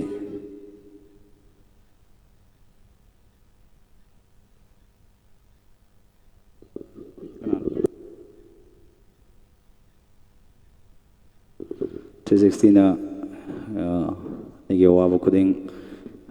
ꯃꯇꯦꯡ ꯄꯥꯡꯕꯤꯗꯨꯅꯁꯨ ꯂꯥꯛꯑꯦ ꯑꯋꯥꯕ ꯀꯣꯛꯆꯔꯨ ꯍꯥꯏꯗꯅꯁꯨ ꯇꯣꯏꯅ ꯕꯣꯔ ꯄꯤꯔꯤ ꯀꯣꯛꯅꯕ ꯂꯝꯕꯤꯁꯨ ꯃꯥꯅ ꯇꯥꯛꯄꯤꯕꯅꯤ ꯑꯗꯣ ꯊꯦꯡꯛ ꯌꯨ ꯃꯤꯅꯥ ꯀꯨꯃꯥꯔꯤ ꯏꯖꯝꯅ ꯐꯖꯈ꯭ꯔꯦꯗꯀꯣ ꯇꯥꯛꯄꯤꯔꯛꯄ ꯇꯥꯕꯗ ꯄꯨꯛꯅꯤꯡꯗ ꯅꯨꯡꯁꯤꯕ ꯐꯥꯎꯏ ꯃꯩꯇꯩꯒꯤ ꯂꯥꯏ ꯍꯔꯥꯎꯕ ꯅꯤꯡꯁꯤꯡꯉꯛꯏꯅ ꯇꯥꯛꯄꯤꯔꯛꯄ thank you very much Sanjit Saikhom ꯌꯥꯝ ꯅꯨꯡꯁꯤꯕ ꯏꯅꯥꯎꯅꯤ ꯃꯁꯛ ꯌꯥꯝ ꯂꯩꯕ ꯑꯥꯔꯇꯤꯁ ꯌꯥꯝ ꯆꯪꯕꯤꯔꯛꯑꯦ ꯉꯁꯤꯗꯤ ꯏꯀꯥꯏꯕ ꯑꯃ ꯐꯥꯎꯋꯦ ꯑꯩꯈꯣꯏ ꯃꯔꯨꯞ ꯔꯣꯖꯤꯁꯨ ꯆꯪꯉꯛꯈ꯭ꯔꯦ ꯉꯁꯥꯏ ꯌꯥꯎꯕꯤꯔꯤꯕ꯭ꯔꯥ ꯌꯥꯎꯕꯤꯗ꯭ꯔꯕ꯭ꯔꯥꯗꯤ ꯈꯪꯗ꯭रे ꯁꯟꯖꯤꯠ ꯁꯥꯏꯈꯣꯝꯁꯤꯁꯨ ꯑꯩꯈꯣꯏ ꯌꯥꯝꯅ ꯃꯁꯛ ꯅꯥꯏꯕ ꯃꯆꯪ ꯆꯪ ꯂꯥꯎꯕ ꯑꯥꯔꯇꯤꯁ ꯑꯃꯅꯤ ꯍꯧꯖꯤꯛꯁꯨ ꯌꯥꯝ ꯆꯥꯎꯕ ꯊꯧꯒꯥꯏ ꯄꯨꯕꯤꯔꯤꯕ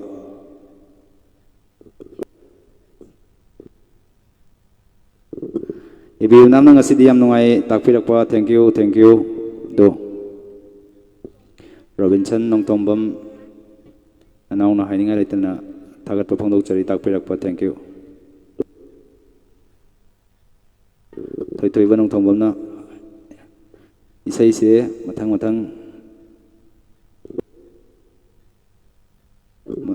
ꯈꯟꯅꯤꯡꯕ ꯐꯥꯎꯔꯛꯑꯦ ꯇꯥꯛꯄꯤꯔꯛꯄ ꯈꯟꯕꯤꯌꯨ ꯏꯁꯩꯁꯦ ꯃꯌꯥꯝꯅ ꯁꯨꯛꯈꯟ ꯈꯟꯗꯕ ꯏꯁꯩ ꯑꯃ ꯈꯣꯡꯒꯦ ꯁꯤ ꯏꯁꯩꯁꯦ 1K ꯌꯧꯔꯛꯄꯁꯦ ꯑꯩ ꯀꯩꯒꯨꯝꯕ ꯑꯃꯗꯤ ꯄ꯭ꯔꯖꯦꯟ ꯇꯧꯖꯒꯗꯕꯅꯤ ꯍꯌꯦꯡ ꯁꯣꯏꯗꯅ ꯑꯩ 1K ꯑꯩꯒꯤ ꯆꯦꯅꯦꯜ ꯑꯁꯤꯕꯨ 1K ꯌꯧꯍꯟꯕꯤꯕꯒꯤꯗꯃꯛꯇ ꯍꯌꯦꯡ ꯁꯨꯡꯁꯣꯏ ꯁꯣꯏꯗꯅ ꯑꯩ ꯃꯌꯥꯝꯒꯤꯗꯃꯛꯇ ꯁ꯭ꯄꯦꯁꯤꯌꯦꯜꯂꯤ ꯚꯤꯗꯤꯑꯣ ꯑꯃ ꯃꯌꯥꯝꯅ ꯑꯩꯉꯣꯟꯗꯗꯤ ꯁ꯭ꯄꯦꯁꯤꯌꯦꯜ ꯑꯣꯏꯖꯕ ꯂꯩꯇꯕ ꯑꯩꯒꯨꯝꯕ ꯑꯃꯗꯗꯤ ꯑꯗꯨꯕꯨ ꯃꯌꯥꯝꯅ ꯇꯥꯕꯤꯅꯤꯡꯒꯗ꯭ꯔꯥ ꯇꯥꯕꯤꯅꯤꯡꯉꯣꯏꯗ꯭ꯔꯥ ꯃꯌꯥꯝꯗ ꯑꯦꯇ꯭ꯔꯦꯛꯇꯤꯞ ꯑꯣꯏꯒꯗ꯭ꯔꯥ ꯍꯥꯏꯕꯗꯤ ꯈꯪꯗꯕ ꯚꯤꯗꯤꯑꯣ ꯑꯃ ꯑꯩ ꯁꯣꯏꯗꯅ ꯃꯌꯥꯝꯗ ꯄ꯭ꯔꯖꯦꯟ ꯇꯧꯅꯕ ꯍꯣꯠꯅꯖꯒꯦ ꯍꯥꯏꯗꯅ ꯊꯝꯖꯒꯦ ꯑꯩꯒꯤ ꯆꯦꯅꯦꯜꯁꯤꯕꯨ 1K ꯌꯧꯍꯟꯕꯤꯕꯒꯤꯗꯃꯛꯇ ꯍꯥꯏꯅꯤꯡꯉꯥꯏ ꯂꯩꯇꯅ ꯊꯥꯒꯠꯆꯔꯤ ꯃꯌꯥꯝꯗ ꯑꯩ ꯑꯃꯨꯛꯀꯁꯨ ꯅꯣꯂꯨꯛꯅ ꯃꯌꯥꯝ ꯌꯥꯝꯕꯤꯔꯤꯉꯩꯁꯤꯗ ꯅꯤꯡꯁꯤꯡꯖꯅꯤꯡꯕꯗꯤ ꯑꯩꯒꯤ ꯆꯤꯡꯉꯨ ꯂꯩꯆꯜ ꯍꯥꯏꯗꯅ ꯆꯞ ꯃꯥꯟꯅꯕ ꯃꯃꯤꯡꯁꯤꯗ ꯑꯩꯒꯤ ꯌꯨꯇ꯭ꯌꯨꯕ ꯆꯦꯅꯦꯜ ꯑꯃꯒ ꯂꯩꯖꯩ ꯁꯤꯒꯤ ꯌꯨꯇ꯭ꯌꯨꯕ ꯆꯦꯅꯦꯜꯁꯤꯃꯁꯨ ꯁꯕꯁꯀ꯭ꯔꯥꯏꯕ ꯇꯧꯕꯤꯌꯨ ꯃꯌꯥꯝ ꯑꯩꯒꯤꯁꯦ ꯄꯣꯔꯤꯉꯩꯗ ꯄꯝꯃꯨ ꯍꯥꯏꯖꯕ ꯅꯠꯆꯗꯦ ꯋꯥꯔꯧꯕꯤꯅꯨꯀꯣ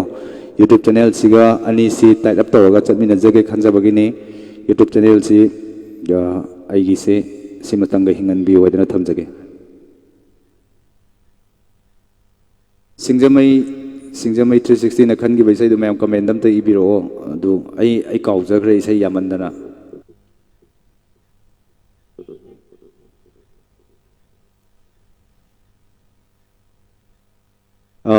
ꯂꯣꯏꯈꯤꯕ ꯏꯁꯩꯗꯨ ꯀꯔꯤ ꯏꯁꯩꯅꯣ ꯑꯝꯇꯪ ꯇꯥꯛꯄꯤꯔꯛꯎꯕ ꯍꯦꯃꯣꯂꯇꯥ ꯍꯥꯏꯕ꯭ꯔꯥ ꯍꯦꯃꯣꯂꯥ ꯍꯥꯏꯕ ꯑꯣꯀꯦ ꯑꯩ ꯏꯁꯩꯁꯤ ꯃꯊꯪꯗꯤ ꯋꯥꯔꯧꯕꯤꯔꯣꯏ ꯈꯣꯡꯖꯔꯔꯣꯏ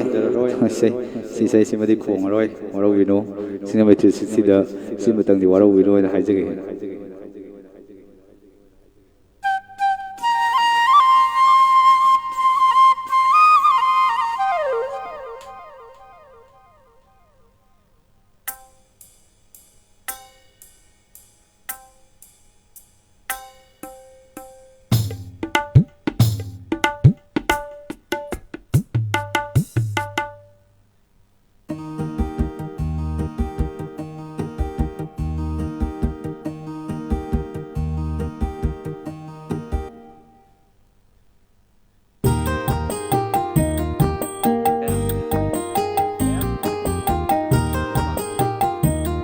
ꯃꯌꯥꯝ ꯏꯁꯩꯁꯦ ꯑꯃ ꯈꯣꯡꯉꯒ ꯑꯇꯣꯞꯄ ꯏꯁꯩ ꯑꯃꯅꯤ ꯈꯣꯡꯉꯒ ꯂꯣꯏꯁꯤꯟꯅꯕ ꯇꯧꯁꯦ ꯄꯨꯡ ꯑꯃ ꯐꯥꯖꯤꯜꯂꯛꯑꯦ ꯑꯩꯈꯣꯏꯁꯦ ꯏꯔꯥꯡꯗꯤ ꯂꯩꯕꯅꯤꯅ ꯏꯍꯧ ꯂꯩꯇꯦ ꯍꯥꯏꯕ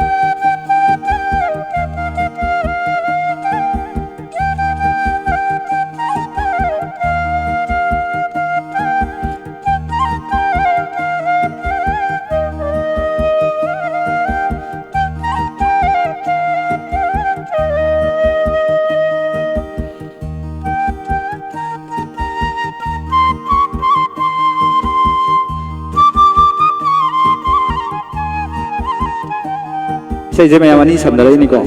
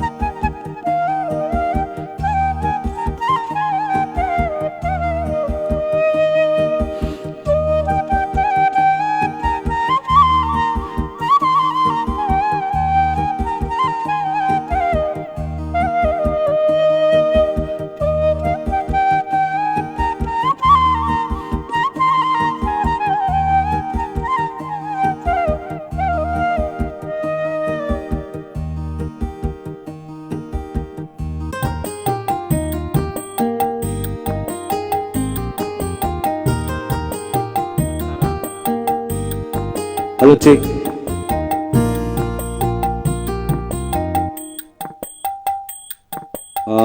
Marul thoktraba isai khanbirakpa male warok binu marul thoktraba se nungsi nungon gi isai oibanina simadi khongjararoi lan loiraga khongase hadana ayingbi warok binu chamanai koi nungsi nungol gi isai simadi yariba makai koi tongminaroi se hadana thamjage koi se sibawo kitang henmalle hadana mina hainaringai sta saiso comment ai birami dune do saista koina nungsi nungon gi sai khongjaluraga di lan sirage koi je pura tung tongale koina leibang nung sai gumba kai gumba khara sumnga khongminadana taminadana leibasti kana go basing na kai gum kanda ai nga sai hajabdo sidi magi sinpham ni hedana khandok piyo hedana nga sai thamjagi bido dana koi nungsi nungon gi sai simadi khongminaroi si hedana thamjage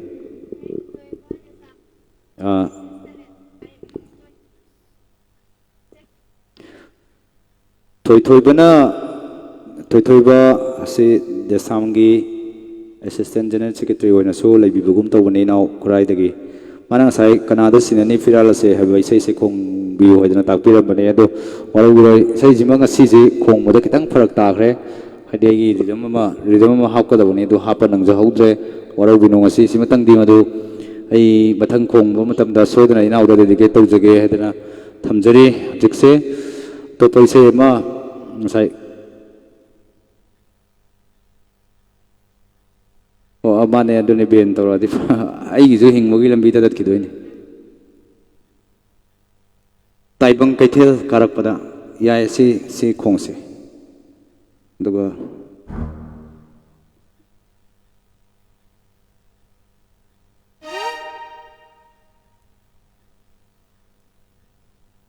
lairabadi sumsoi soidana khongni don ilangbam classical se aidi kya haite da adunni punchi sina han ba soidna khongage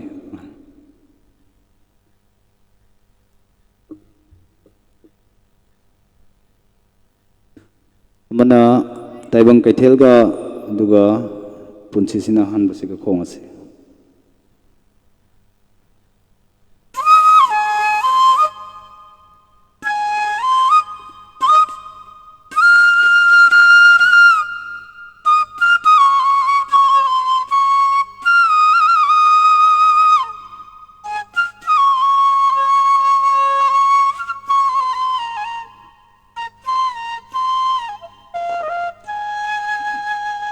si orang male si saja khongjage pakarsan tang thajage pakarsan ma thiraga khongjarake pakarsan yaudabasi yam hange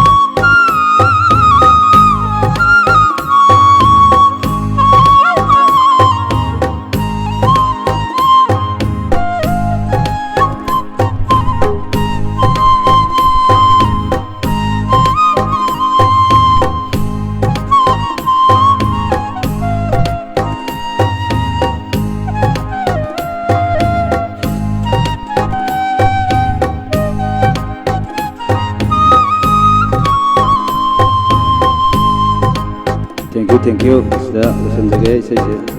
surje loi chap manabane hanchilakpada saise matam sang lawda male sai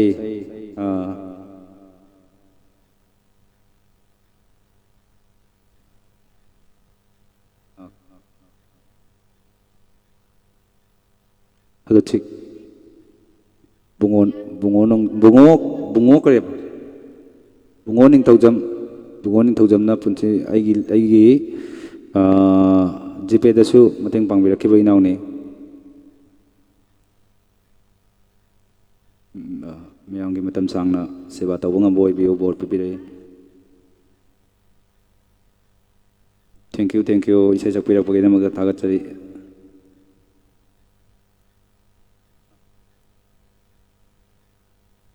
Tomba Singh thank you aina phaba isai kadi dum khongjarakani da thank you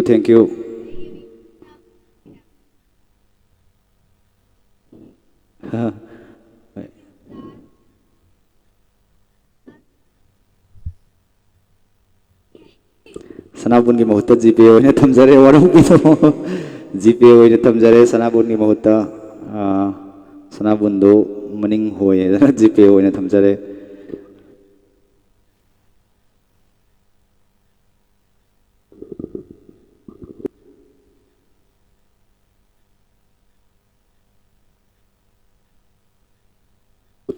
Ma'am ai kinong ta hangjage ngasi live se kitang chaptabra kamai tawam dum tang haibiu ba net se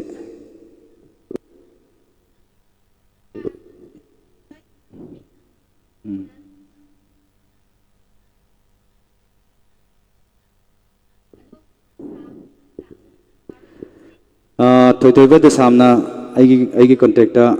ise ma khanbirame ana wajuki ana wa sapudna okay si se khonga loisala se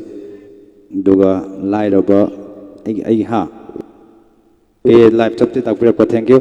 lairaba khonga se mayam laira minara se haibna te sorry ina khun minana ba lairaba aigi oina di mayam lairaba se kawo ya da bai se mo lairaba soidna khongjage lairaba Oh, sorry. Taiwan Kaithel Chimtang Khongjarongge aduga laira rase laira ba khongjarake Taiwan Kaithel karakpada se sai se yam mapung phabadi oiraroi pakarsan se phajadabrina ando ai matema khongjage soi ke bulan ke yawa basu apina ba haijal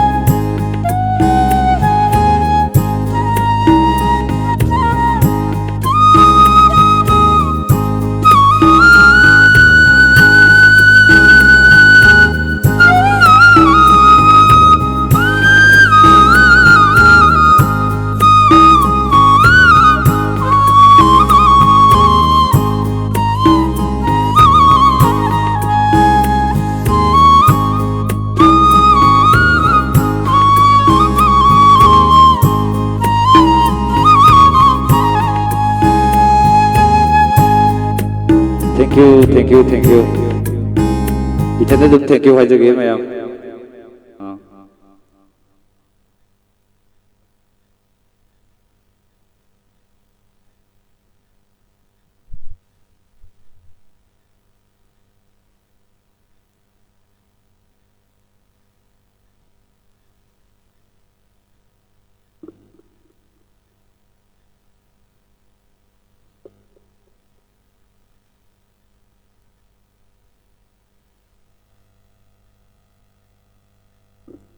phone अमा लाए ma'am phone से line समझरके दुगा phone से line समझरगा ma'am करीनो माना हाइनिंग से तामिन से hello check आको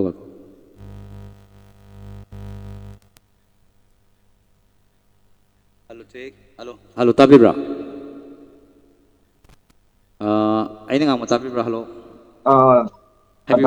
हाइबियो sai kring asi se hoi ade makha habiyo yae sai kring asi se ngasai gi khong dri nungti gi dum khong mane ming amtang tak piu ba nei ke do ba ramesor haibra ramesh te kai lamdo bi deno tamoi ke asengodi lemam de adugo ay kan bati de besi lemram mai je karam bo lemram kan bo nambo nam okay hojik se gwati da kai do le bi no ana ba ni sabare ke do ba ana ba ni sabare to okay hoi do hojik se live yang bi ko yang jai to okay thank you thagachari inau ramesh na khanbi rai we se ei loisan jara pada khong jara ke waro binu ko ai ai loisan la pada dum he ai na nukti ge dum khong we sai ne ba sai khre ngasi se ko dai loisan la pada soi na khong jara ke yare ko de thank you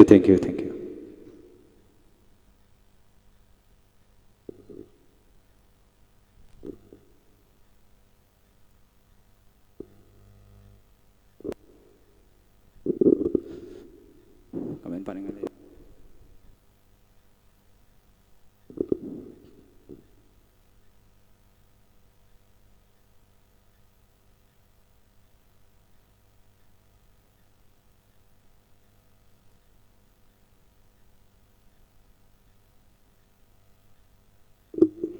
Laisram Prikantana Anana Thagachari Takpirappa thank you. Good morning Tawjam Arthayam Lai Vaisani Takpirappa thank you. Thank you.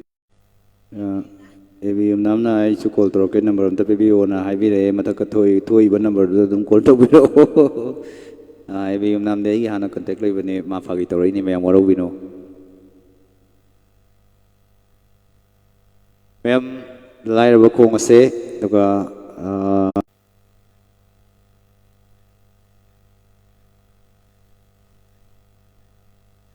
mayam lai che ngak tang chapu ma le mi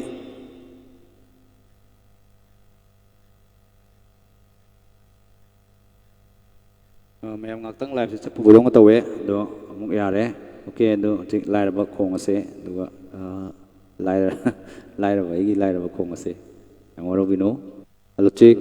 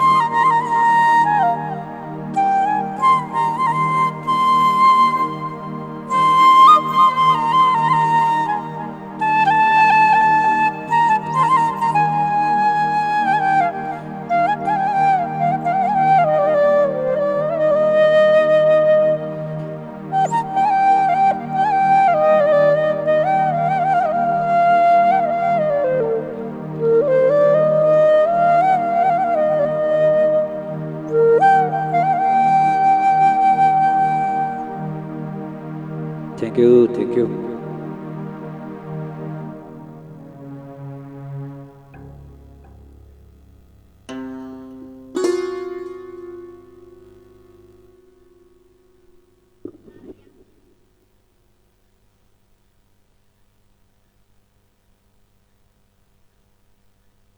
Cingol chal lai dun lai se mane mane ai gi GPay number ne do e bi nam da hoji ki sei duma dedicate tok jage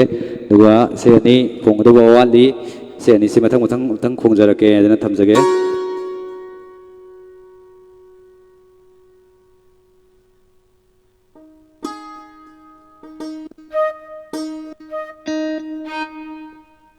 yam chume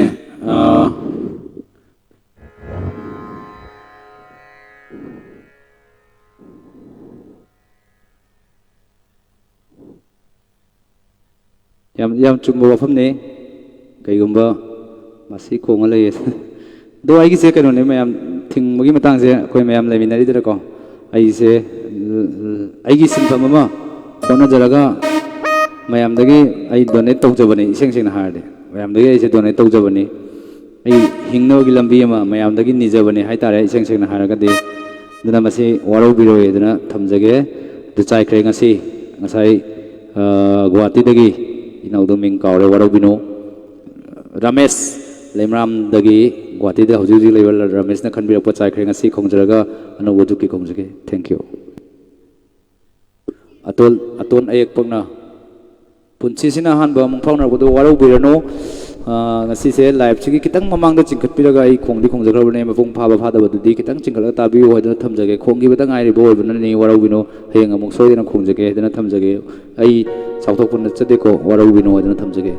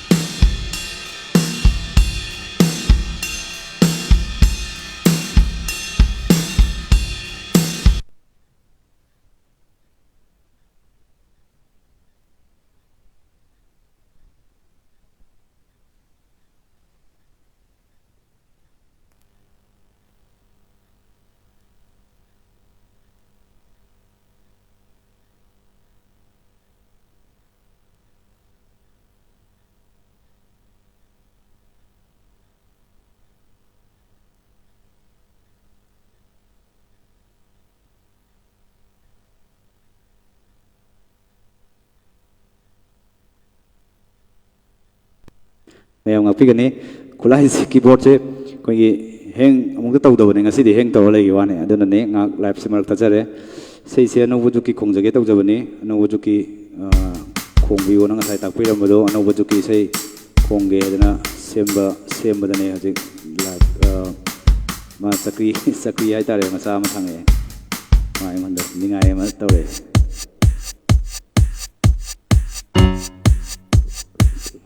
okay thank you ꯃꯌꯥꯝ ꯑꯅꯧꯕ ꯖꯨꯛꯀꯤ ꯏꯁꯩ ꯈꯣꯡꯅꯕ ꯇꯧꯖꯒꯦ ꯑꯗꯨꯒ ꯏꯁꯩ ꯂꯥꯏꯐꯁꯦ ꯂꯣꯏꯁꯤꯟꯅꯕ ꯃꯌꯥꯝꯗꯒꯤ ꯃꯇꯝ ꯂꯧꯖꯒꯦ ꯍꯥꯏꯗꯅꯁꯨ ꯊꯝꯖꯔꯤ